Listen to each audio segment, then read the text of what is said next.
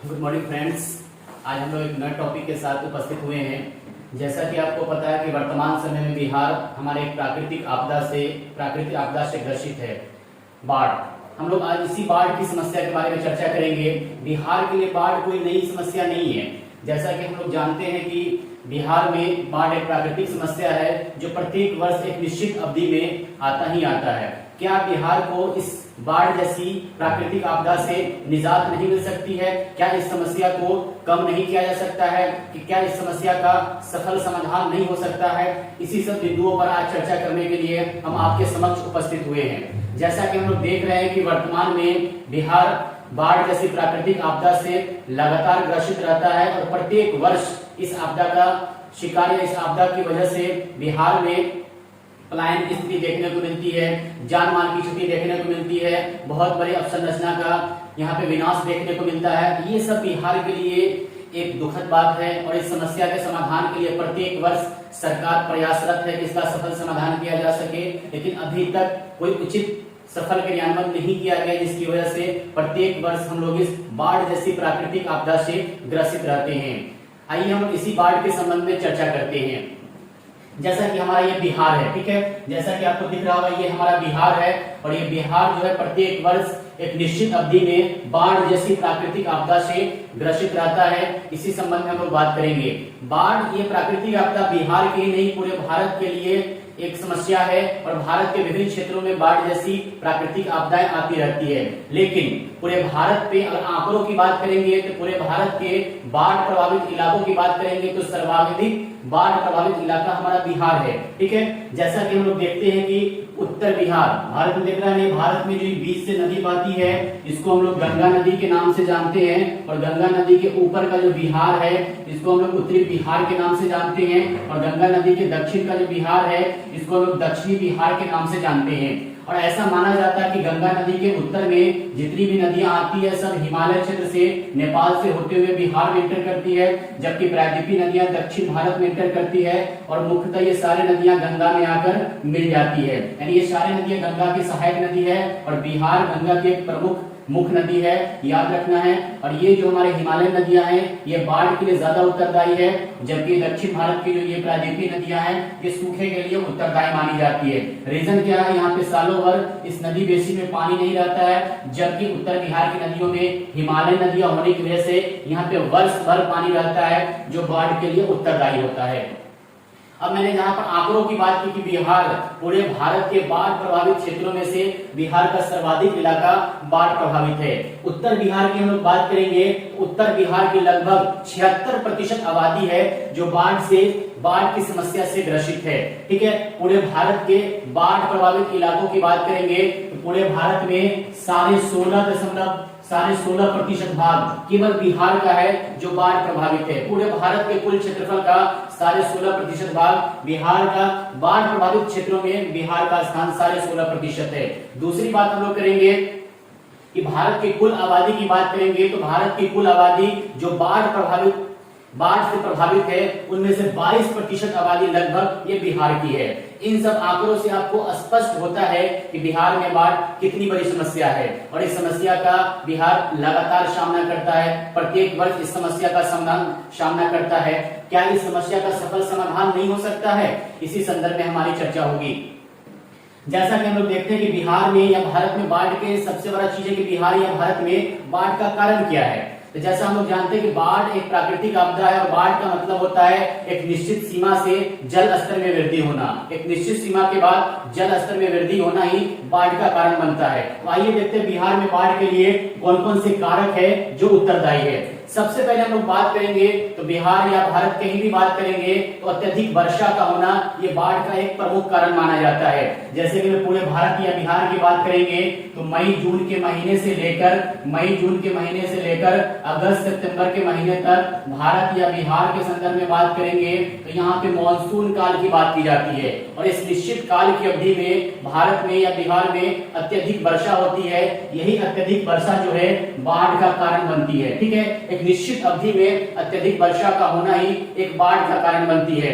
ऐसा विशेषज्ञों का मानना है कि यदि प्रत्येक दिन इस निश्चित अवधि में 15 सेंटीमीटर या इससे अधिक बारिश होती है तो हमारे नदी का जल स्तर एक निश्चित सीमा से या खतरे के निशान से ऊपर चला जाता है, जो अंततः बाढ़ का कारण बनता है।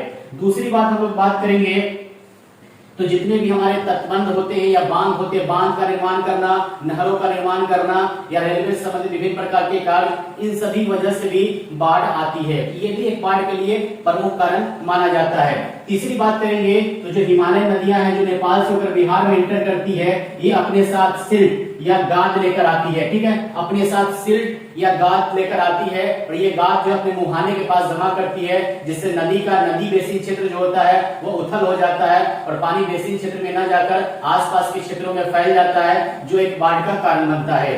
चौथा बात करेंगे तो बहुत सारे ऐसे मानव निर्मित कार्य हैं जो बाढ़ के लिए उत्तरदायी माने जाते हैं, जिनमें मुख्य रूप से हम लोग बात करें तो वनों की कटाई, क्योंकि वनों की कटाई होने से भी बाढ़ की समस्या बढ़ती है। ठीक है, वनों की कटाई होने से भी बाढ़ की समस्या बढ़ती है। दूसरी बात हम लोग नेक्स्ट अगर बात करेंगे तो देखेंगे पहाड़ी इलाकों में बादलों का फटना, ये भी बाढ़ के लिए उत्तरदायी माना जाता है। ये सारे रीजन भारत या बिहार में बाढ़ के लिए प्रमुख कारण माना जाता है। लेकिन इन सभी कारणों में से यदि बिहार के लिए बात करेंगे, क्या बिहार के लिए सारे कारण उत्तरदायी है? बिल्कुल ये सारे कारण उत्तरदायी है, लेकिन बिहार में बाढ़ के लिए यदि कोई सर्वाधिक महत्वपूर्ण कारक है तो बिहार की अपनी भौगोलिक स्थिति है। बिहार की ऐसी भौगोलिक स्थिति है जहां बाढ़ को रोका नहीं जा सकता है, बल्कि एक सीमा तक इस पर नियंत्रण स्थापित किया जा सकता है। आइए देखते हैं बिहार की क्या भौगोलिक स्थिति है जो यहाँ पे बाढ़ आने के लिए बाढ़ आने के लिए अभिप्रेरित करती है।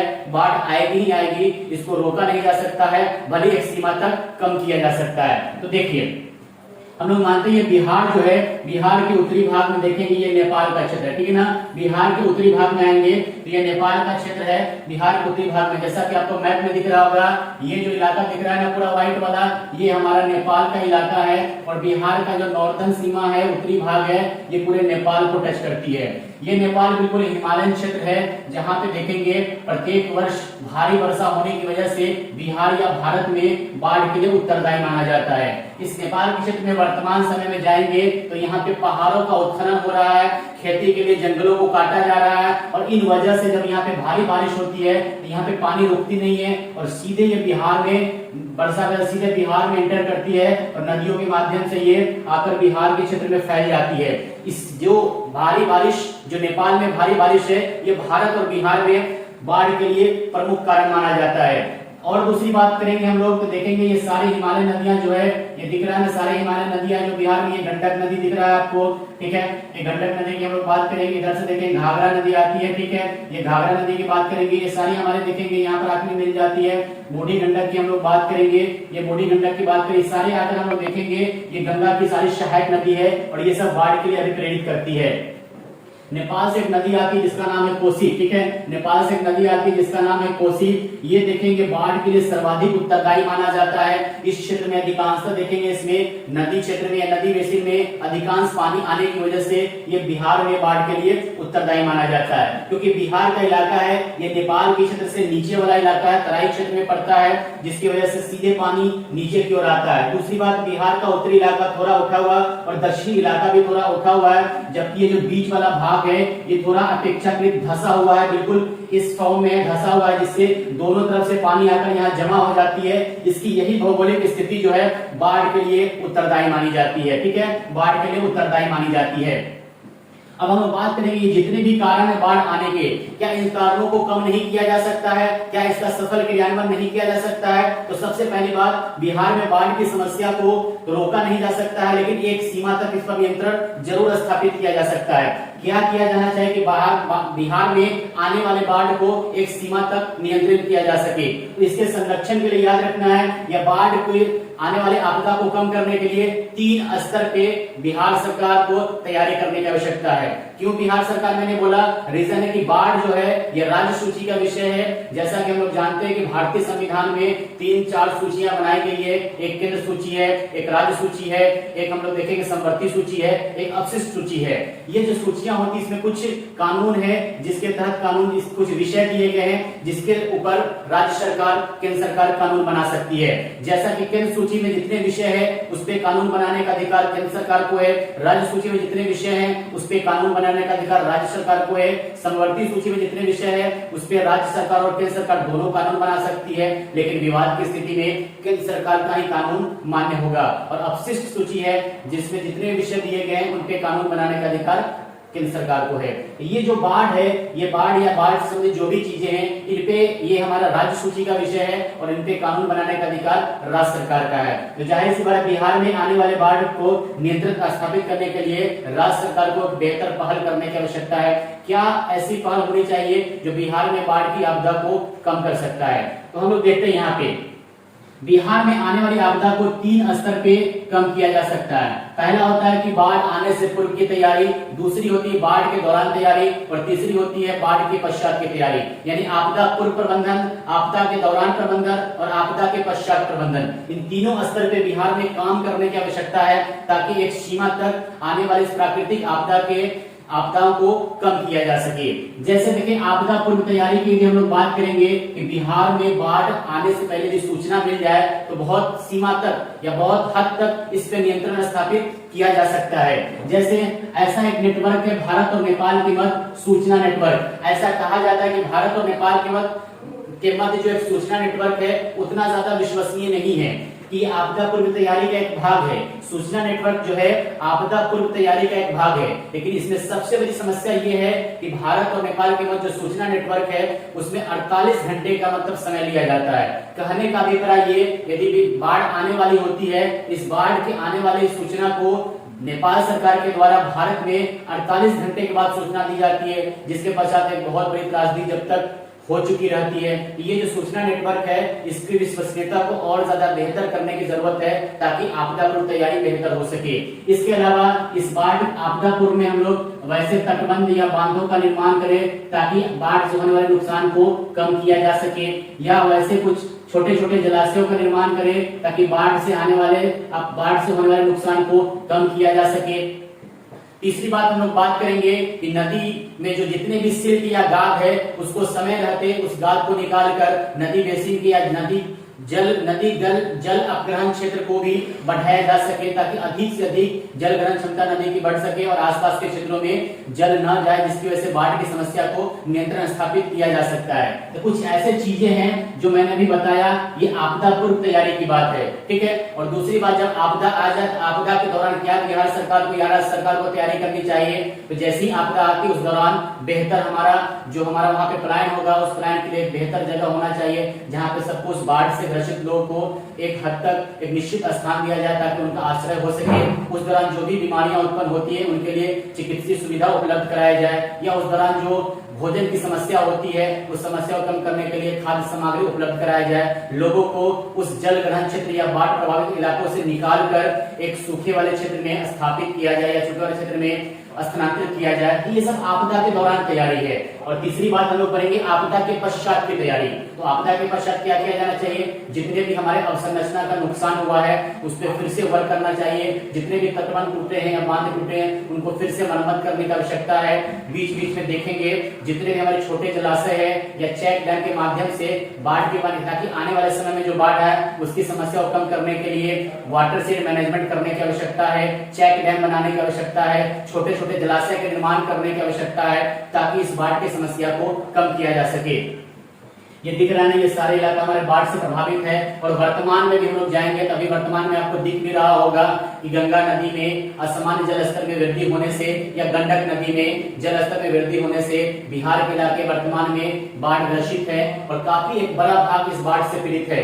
इस समस्या के निदान के लिए मैंने जितने भी उपाय बताए राज्य सरकार को इस पे फोकस करना चाहिए। ऐसा नहीं कि सरकार प्रयासरत नहीं है, सरकार इसके लिए लगातार प्रयासरत है, लेकिन दृढ़ इच्छा शक्ति की कमी, राजनीतिक प्रशासनिक भ्रष्टाचार की बात करेंगे, दृढ़ इच्छा शक्ति की कमी, इन सब वजह से एक हद तक, एक सीमा तक इसका क्रियान्वयन नहीं होने के कारण इस बाढ़ की समस्या को या बाढ़ की समस्या का निदान नहीं हो पा रहा है। अतः राज्य सरकार से अनुरोध है कि इस समस्या के ऊपर ध्यान आकृष्ट करते हुए इसके बेहतर क्रियान्वयन में सहायक बेहतर क्रियान्वयन को करे ताकि इस बाढ़ की समस्या से निजात मिल सके। सरकार इसके लिए लगातार प्रयासरत है, थोड़ा और भी बेहतर स्तर पर प्रयास करने की आवश्यकता है ताकि इस बाढ़ की समस्या को एक हद तक कम किया जा सके।